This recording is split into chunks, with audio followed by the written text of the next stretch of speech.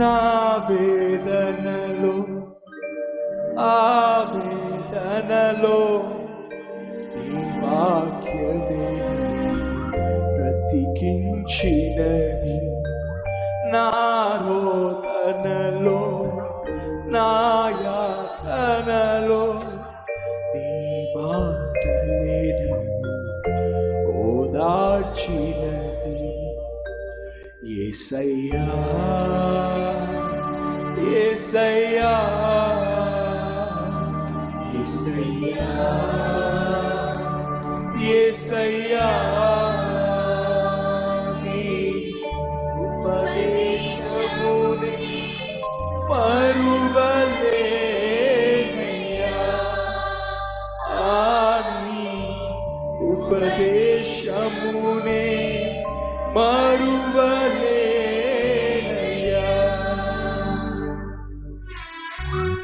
నా వేదనలో ఆవేదనలో వాక్యమే బ్రతికించినది.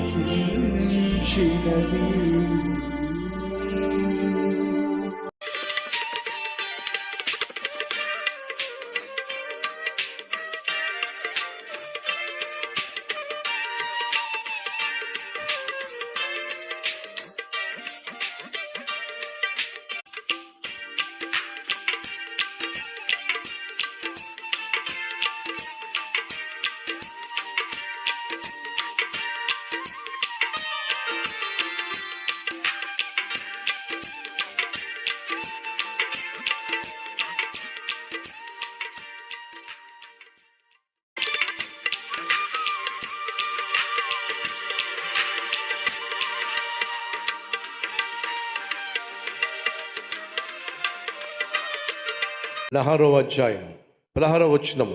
ఇశ్రాయేలు వారి మీద నింషీ కుమారుడైన యెహూకు పట్టాభిషేకము చేయుము. నీకు మారుగా ప్రవక్త అయి ఉండుటకు అబెల్మెహోలావాడైన షాపాతు కుమారుడైన ఎలీషాకు అభిషేకము చేయుము. 19వ వచనము. ఏలియా అచ్చటి నుండి పోయిన తరువాత అతనికి షాపాతు కుమారుడైన ఎలీషా కనబడింది. దొరికాడండి. ఏలియా ఆశతో వెతుకుతున్నాడు ఎలీషా కొరకు. ఎలీషా దొరికాడు. ఈ రాత్రి దేవుడు కూడా ఆశతో వెతుకుతున్నాడు. నన్ను సేవించే వాళ్ళు ఎవరైనా ఉన్నారా? నా కోసం జీవించే వాళ్ళు ఎవరైనా ఉన్నారా? నా సేవ చేసే వాళ్ళు ఎవరైనా ఉన్నారా? నా పిలుపుకు లోబడే వాళ్ళు ఎవరైనా ఉన్నారా? ఇంజనీర్లు కావాలనే వాళ్ళు చాలామంది ఉన్నారు. డాక్టర్లు కావాలని ఆశించే వాళ్ళు చాలామంది ఉన్నారు. ఎంఎన్సి కంపెనీలో ఉద్యోగం కోసం ఆశించే వాళ్ళు చాలామంది ఉన్నారు. కానీ నా పని చేయడానికి వచ్చేవాళ్ళు ఎవరైనా ఉన్నారా? నా సేవ చేయడానికి వచ్చేవాళ్ళు ఎవరైనా ఉన్నారా? నా ప్రభుత్వంలో పనిచేసేవాళ్ళు, నా రాజ్యం కోసం సేవ చేసేవాళ్ళు, పనిచేసేవాళ్ళు ఎవరైనా ఉన్నారా? దేవుడు ప్రశ్నిస్తున్నాడు.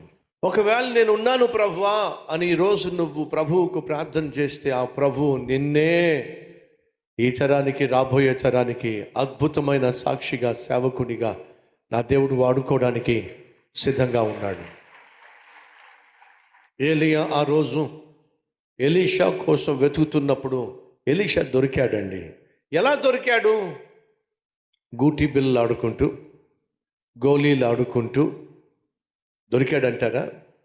చెప్పండి. ఏం చేస్తూ దొరికాడో చూద్దాం రండి. ఎలీషా కనబడెను.